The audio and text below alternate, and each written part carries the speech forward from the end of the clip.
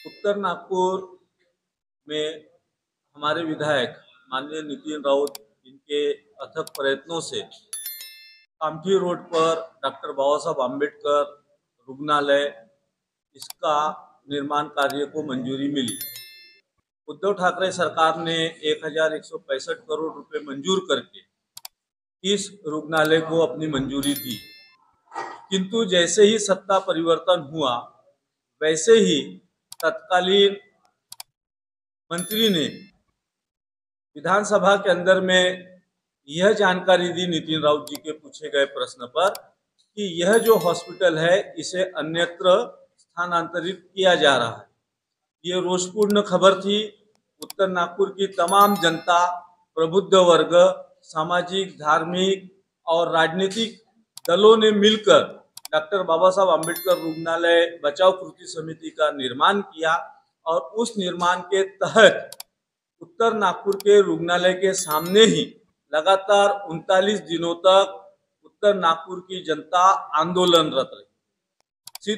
उस वक्त अधिवेशन शुरू था और उस अधिवेशन में हम लोगों ने 10,000 से भी ज्यादा लोगों का बड़ा मोर्चा ले जाकर सरकार का ध्यान आकर्षण किया। उस वक्त हमारी मंत्री महोदय अनिल पाटिल जी, इनसे मुलाकात हुई। उन्होंने मीटिंग लगाने का आश्वासन दिया। अपना इसके माध्यम से मीटिंग हुई, क्या बोलते, ऑनलाइन मीटिंग हुई। ऑनलाइन मीटिंग में मंत्री महोदय जी ने कहा कि हम 805 करोड़ रुपए मंजूर कर रहे हैं और यह जगह का स्थानांतरण नहीं करेंगे, किंतु अब भी उस कार्य का निर्माण कार्य शुरू नहीं किया है। लोकसभा चुनाव का अगर आप आधार बना रहे हैं तो भी 2 महीने हो गए हैं, आचार संहिता समाप्त हो चुकी है। हो सकता है 3-4 महीने के बाद फिर से महाराष्ट्र के विधानसभा चुनाव लगेंगे और उसकी आचार संहिता लागू हो जाएगी, तो इतना महत्वपूर्ण प्रकल्प फिर से विलंब हो जाएगा। और उत्तर नागपुर ही नहीं तो यहाँ बनने वाला ये जो हॉस्पिटल है, इस हॉस्पिटल से हमारे मध्य प्रदेश, छत्तीसगढ़ तक के रहने वाले लोगों को स्वास्थ्य सुविधा आसानी से उपलब्ध हो सकेगी। ये सब लोग इन स्वास्थ्य सुविधा पाने में वंचित रह जाएंगे। इसलिए हम लोग डॉक्टर बाबा साहब आम्बेडकर रुग्णालय कृति समिति के लोग सरकार से आपके माध्यम से मांग करते हैं कि जल्द से जल्द निर्माण कार्य शुरू किया जाए, और अगर नहीं करते हैं तो डॉक्टर बाबा साहब आम्बेडकर रुग्णालय कृति समिति फिर से संवैधानिक मार्गों से आंदोलन करेगी, जिसकी जिम्मेदारी इस सरकार की ऊपर है। महाराष्ट्र की एकनाथ शिंदे सरकार और उप मुख्यमंत्री देवेंद्र फडणवीस ने फंड मंजूर किया है। ऐसे में उनका कहना है कि ये फंड्स फिलहाल काम को शुरुआत के लिए है और जिस तरह से प्रगति होते जाएगी उस तरह से फंड रिलीज किया जाएगा। ये फंड अब कहाँ अटका हुआ है? ऐसे कौन से अधिकारी हैं जिन्होंने इस फंड को रोका है या काम में अड़ंगा डाल रहे हैं? जब अभी तक कुदाल मार के निर्माण कार्य ही शुरू नहीं हुआ तो फंड खर्च होगा नहीं।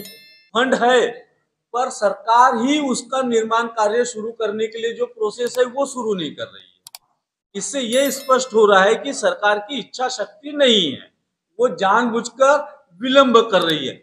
जमीन तैयार है, पैसा मंजूर है, सिर्फ अगर मंत्री महोदय ने आकर उसका निर्माण कार्य शुरू कर देना चाहिए, जिसको आप लोग कुदाल मारना कहते हैं, अगर वो शुरू हो जाता है तो काम शुरू हो जाएगा। अक्टूबर के आसपास विधानसभा चुनाव है, ऐसे में सितंबर में हो सकता है आचार संहिता लागू हो। ऐसे में बाबा साहब आम्बेडकर कृति समिति जो है आपकी, इस पर आगे की क्या रणनीति अपनाएगी?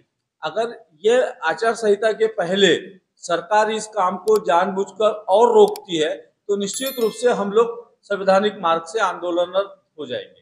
आंदोलन का स्वरूप क्या रहेगा? संवैधानिक मार्गों से अभी हम लोगों ने तमाम संबंधित अधिकारियों को निवेदन दिया है। कल ही हम लोगों ने माननीय जिलाधिकारी साहब को निवेदन देकर अपनी बात सरकार तक पहुंचाई है। तो हम लोग निवेदन, उसके बाद नारे निदर्शने और उसके बाद मोर्चा, यह जो संवैधानिक मार्ग है, इन मार्गों से हम लोग आंदोलन करेंगे और सरकार तक अपनी बात पहुंचाएंगे। मेरे भाई और बैठे हैं जो माननीय सुरेश पाटिल जी है, कांग्रेस पार्टी के हैं, ब्लॉक अध्यक्ष है। मेरी दाई और बैठी है रिपब्लिकन नेता छायाताई खोबरागड़े, ये रिपब्लिकन पार्टी से संबंधित है। हमारे बाजू में शरद पवार गुट के राष्ट्रवादी कांग्रेस के माननीय महेंद्र जी भांगे यहाँ उपस्थित है। उसी तरीके से कांग्रेस पार्टी के ब्लॉक अध्यक्ष दीपक खोबरागड़ी जी हमारे बीच में। मैं दिनेश अंडर सहारे, Republican party of India secular Vidarbha अध्यक्ष।